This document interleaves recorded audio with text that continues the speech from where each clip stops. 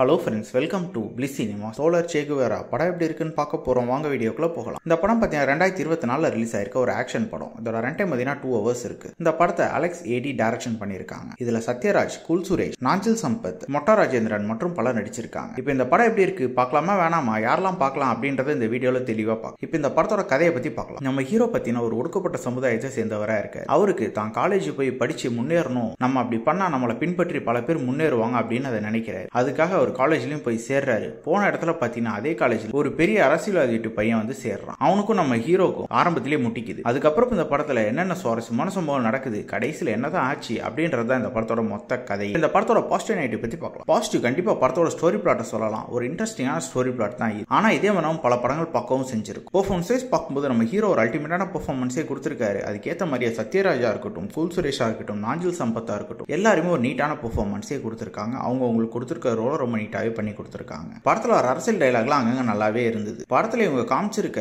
அந்த ஒடுக்கப்பட்ட சமுதாயத்தை சேர்ந்தவங்க எப்படி எல்லாம் கஷ்டப்படுறாங்க அப்படின்றதெல்லாம் பாக்குறதுக்கு நமக்கு கண்டிப்பாவே ஒரு பெயின்ஃபுல்லாவே இருந்ததுன்னே சொல்லலாம். ஆனா அதை கொஞ்சம் ஓவர் டூஸா காமிச்சிட்டாங்களா அப்படின்றது நமக்கு தோணுது. ஏன்னா அதை ஃபர்ஸ்ட் ஆஃப் ஃபுல்லாவே அதை ஃபுல்லா காமிச்சிக்கிட்டே இருக்காங்க. அது நம்ம கொஞ்சம் சலிப்ப தட்டதான் செய்து படமா பாக்குறோம். இந்த படத்தை டெக்னிக்கல் ஆஸ்பெக்ட்ஸ்ல பாத்தீங்கன்னா சினிமோட்டோகிராஃபில ஓகேவா பண்ணி கொடுத்திருக்காங்க. சவுண்ட் எஃபெக்ட்ஸ், பிஜிஎம்லாம் பரவாயில்லாம இருக்கு. இன்னும் கொஞ்சம் நல்லா பண்ணியிருந்தாங்க நல்லாவே இருந்துரும். அதே மாதிரி தான் ஸ்கிரீன் பிளேவும் ஃபர்ஸ்ட் ஆஃப் ஃபுல்லாவே பாத்தீங்கன்னா அவங்க என்னெல்லாம் கஷ்டப்பட்டாங்க அப்படின்ற மாதிரி காமிச்சிருக்காங்க. செகண்ட் ஹாஃப்ல ஆக்ஷன் அப்படி இப்படின்னு போகுது. அதை இன்னும் கொஞ்சம் ட்ரிம் பண்ணி எடுத்திருந்தாங்கன்னா நல்லாவே இருந்திருக்கும். ஸ்கிரீன் பிளேல இன்னும் கொஞ்சம் நல்லா எழுதி இருக்கலாம். பல சீன்ஸ் வந்து ப்ரெடிக்டபிளாவும் லேகிங்காவும் இருக்கு. ஓவராலா பாத்தீங்கன்னா இது ஒரு பிலரஜன படம் தான். இன்னும் கொஞ்சம் ரைட்டிங்ல கான்சென்ட்ரேட் பண்ணி எழுதினா நல்ல படமே வந்திருக்கும். இன்னொரு வீடியோல சந்திக்கலாம். தேங்க்யூ.